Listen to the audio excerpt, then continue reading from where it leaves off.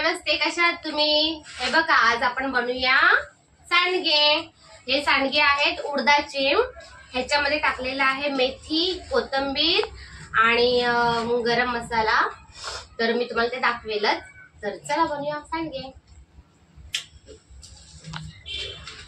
मुलीला बसवलेला आहे हे मिक्स करायला। मुलं शिकले पाहिजेत ना, बरोबर की नाही? त्याच्यासाठी तिला पण बसवलेलं आहे। तर ते मिक्स कसं करायचं हे मेन असतं, कारण की हे सांडगे तर आपण बनवतो पण त्याला व्यवस्थित प्रकारे फेटलं पाहिजे। बघा कसं ह्याचं असं आहे की हे जेवढं आपण फेटू ना तेवढे आपले सांडगे जे आहेत ना एकदम स्पंजी होतात, म्हणजे फुलून येतात, म्हणजे हलके होतात। तर तुमचं सगळ्यात मेन आहे हे सांडगे फेटायचं। हे सांडगे पेटल्यानंतर त्याला ती फुलून आल्यानंतर ते हलके पण होतात आणि शिजतात पण लवकर नाही। तर त्याच्यासाठी आपण गरम मसाला घेतलाय, मिरची, धणे, काळे मिरे, मोठी इलायची, बडीशोप आणि जिरा। तर ह्याचं वाटण करूया। मी ह्याच्यामध्ये आपण कोथिंबीर करून घेतली, मेथी टाकली बघा आणि छान हे पेस्ट करून घ्यायची। मिक्स आज पुरणपोळी करायला घेतली आहे मुलांसाठी, नाही का खाऊ। एका साईडला चाललेली आहे आमची पुरणपोळीची तयारी। आणि ही थोडीशी डाळ काढून घेतली कटाच्या आमटीसाठी। तर इथे माझी पुरणपोळीची तयारी चालू आहे आणि बघूया मुली काय करतात। तुम्ही बघू शकता, हे बघा ह्या दोघींना मी बसवलेलं आहे वड्या पाडायला। बघा ग, मुली पण माझ्या सुगरण झाल्या।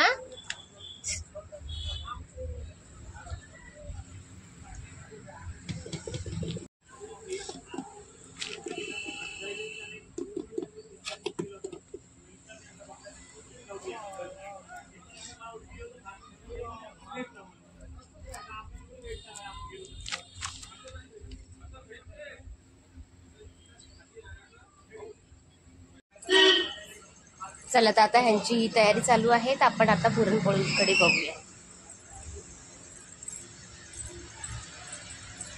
तर गुळ मस्त आपला मेल्ट झालेला आहे, हे बघा। त्याच्यात डाळ टाकून घेतली।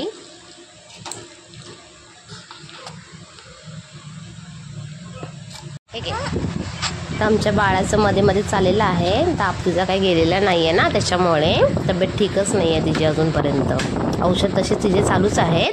तर आपण कटाच्या आमटीसाठी खोबरं आणि कांदा भाजून घेऊया छान। तर आमचे साहेब आलेत पाहायला की मी काय करतेय, हे बघा।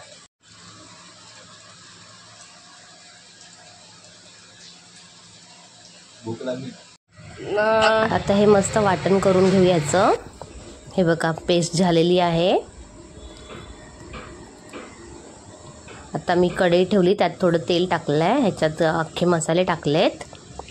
लवंग, मोठी इलायची, तेजपत्ता, दालचिनी, काळे मिरे आणि हे वाटलेलं वाटण।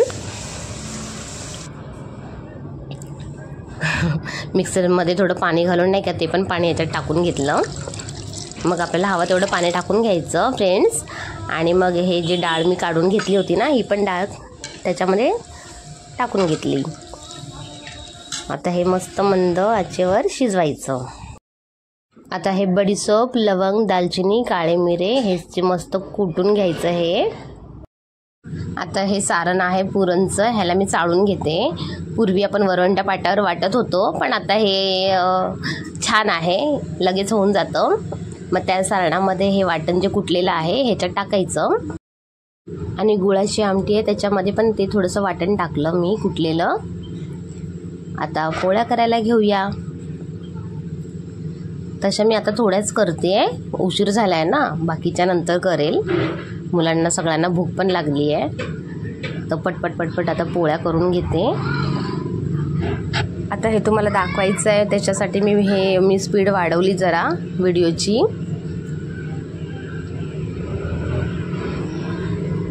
तवा छान तापलाय, तेल टाकून घेतलं ह्याच्यामध्ये, तेल टाकून घेतलं थोडं। आणि आता ह्याच्यात पोळी टाकून घेऊया, भाजून घेऊया खरपूस अशी।